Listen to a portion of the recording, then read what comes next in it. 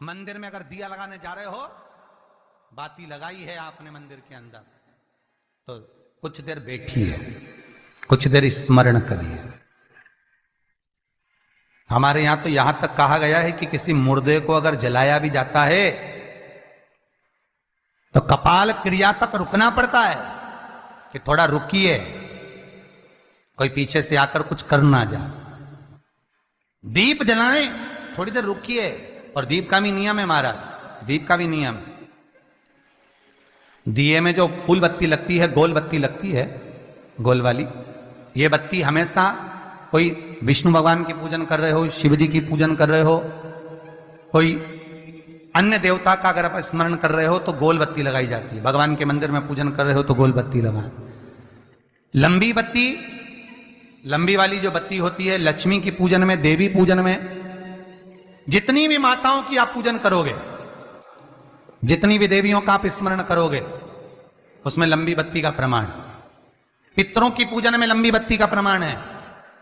पितरों को कभी गोल बत्ती नहीं लगती। आप मटके के पास में, परिंदे के पास में, जल के पात्र के पास में कोई भी अगर दिया लगाएंगे तो वहां गोल बत्ती रखकर लगाएंगे तो घर में लक्ष्मी नहीं टिकेगी। कई लोग कहते हैं कि परिंदे के पास, मटके के पास में, पानी के स्रोत के पास में जहां जल भरते हैं, हंडा रखते हैं, टंकी रखते हैं, वहां पर मटके के पास बत्ती लगाओ, दिया लगाओ, पितर शांत रहेंगे। तो पितरों को शांत करो, मना नहीं है, पर दिया लगाने का नियम है कि पितरों को अगर आप दिया लगा रही हो मटके के पास, परिंदे के पास, या अमावस्या के दिन पितरों के लिए अगर दीप लगा रही हो तो गोल बत्ती अगर लगाओगी तो कार्य कभी सफल नहीं होगा। धन आएगा जाएगा, टिकेगा नहीं। इसलिए पितरों के लिए अगर दिया लगाना है, पूर्वजों के लिए दिया लगाना है, पितरों के लिए अगर दीप लगाना है तो लंबी बत्ती लगाइए, लंबी बत्ती। महाराज लंबी बत्ती का प्रमाण हमारे यहां शास्त्र का, गोल बत्ती का प्रमाण। और सुंदर चरित्र कहा, यदि आपके जीवन में बहुत ज्यादा लक्ष्मी से तकलीफ है, कष्ट बहुत ज्यादा है, या इसलिए शायद कहा जाता है कि भगवान को सर्वश्रेष्ठ कौन सा चंदन अच्छा लगता है। आपको पहले भी कथा में कहा, आगरा की कथा अगर किसी ने सुनी होगी तो उसमें वर्णन किया, भगवान को सर्वश्रेष्ठ चंदन कौन सा, भगवान को सर्वश्रेष्ठ चंदन कौन सा प्रिय है। वो कौन सा चंदन है जो भगवान विष्णु को लगाएं, राम को लगाएं, कृष्ण को लगाएं। वो कौन सा चंदन है जो श्री हरि को लगाया जाए। तो जीते जी भगवान विष्णु एक बार गले लगाते हैं, उसको कहते हैं हरि चंदन। कौन सा चंदन है? हरि चंदन। हरि चंदन बाजार में नहीं मिलेगा, हरि चंदन आपको बनाना पड़ेगा। कैसे बनाना है? तुलसी जब सूख जाए उसकी जड़ को निकाल लिया जाए, वो जड़ को पानी में धो लिया जाए, धोने के बाद उसको सिलबट्टे पर, पत्थर पर घिसा जाए और घिसकर उसमें थोड़ा सा कुंकू, रोली डालकर तैयार कर कर जो भगवान विष्णु के मस्तक पर, कृष्ण राम के मस्तक पर लगा देते हैं और उसकी एक बिंदी अपने हृदय पे लगा लेते हैं। जीते जी भगवान एक बार उसको गले लगाते ही हैं। हरि चंदन प्रियता।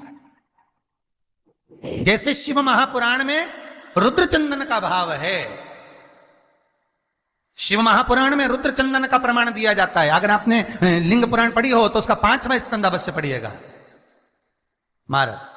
और शिव महापुराण अगर पढ़ रहे हो तो उसका कुमार खंड पढ़िएगा, जिसमें रुद्र चंदन का प्रमाण है। रुद्र चंदन कैसा? रुद्र चंदन का प्रमाण कैसा?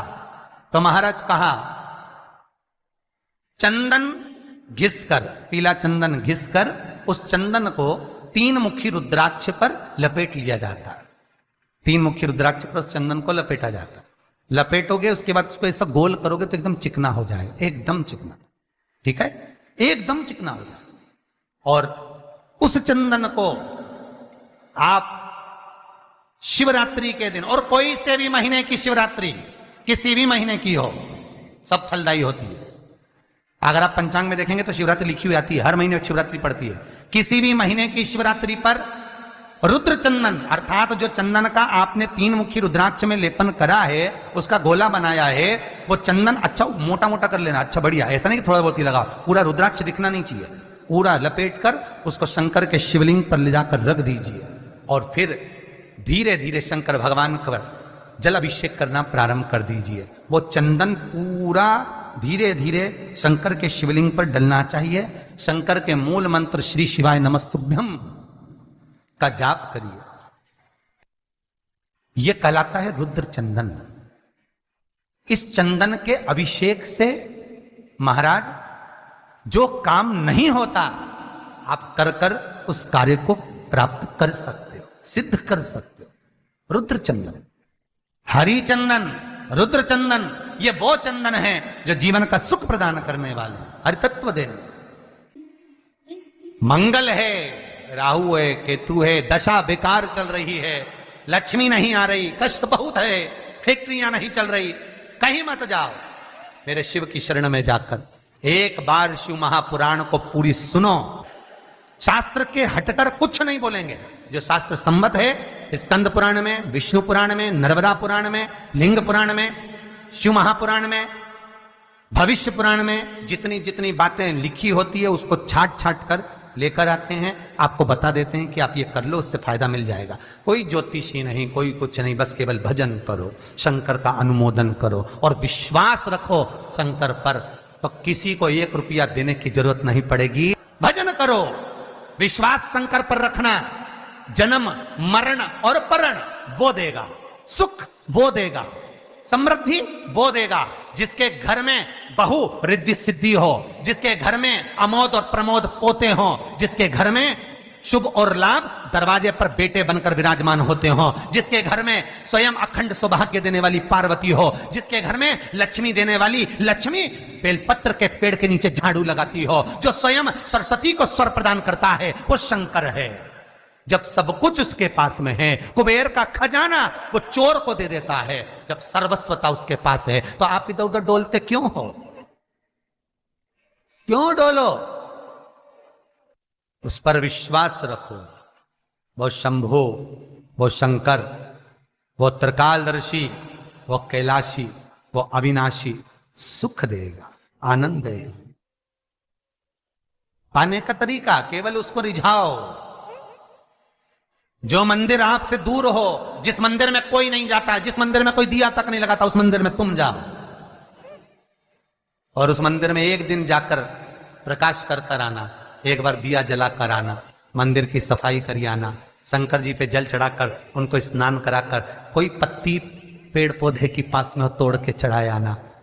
2-4 बार कर कर देखना कितना शांति, कितना धीरज, कितना आनंद, कितनी समृद्धि, कितनी लक्ष्मी मिलती है। तुम करोगे तुम्हारा पेट भराएगा, हम करेंगे हमारा पेट भराएगा। स्वयं करिए। तो ब्रह्मलोक के देवता ब्रह्मा हैं, बैकुंठ के देवता भगवान विष्णु हैं, और मृत्यु लोक का अगर कोई देव है तो वो महादेव है, केवल शंकर, केवल शिव, मृत्यु लोक का देव। अभी एक विचार करो, तुम्हारे घर में अगर थोड़ी सी तकलीफ आई तो सबसे पहले अमेरिका में लड़का रह रहा वो आएगा क्या? पूना में बच्चे रह रहे हैं वो आएंगे क्या? इंदौर में बेटी रह रही वो आएगी क्या? उज्जैन में कोई रह रहा है वो आएगा क्या? सबसे पहले वो आएगा जो तुम्हारे घर के पास होगा या घर के करीब में होगा, बिल्कुल लगा हुआ होगा या घर में होगा। अब आप कहां रहते हो? जितने लोग कथा सुन रहे हैं सही बताना, कहां रहते हो? पृथ्वी पर मृत्यु लोक में रहते हो। और पुकार किसको रहे हो? ब्रह्मलोक में। पुकार किसको रहे हो? वैकुंठ लोक में। पुकार किसको रहे हो? इंद्रलोक में। और जो घर के घर में रह रहा है, जो तुम्हारे पास में रह रहा है, जो मृत्यु लोक में रह रहा है, उसको तो बुला ही नहीं रहा।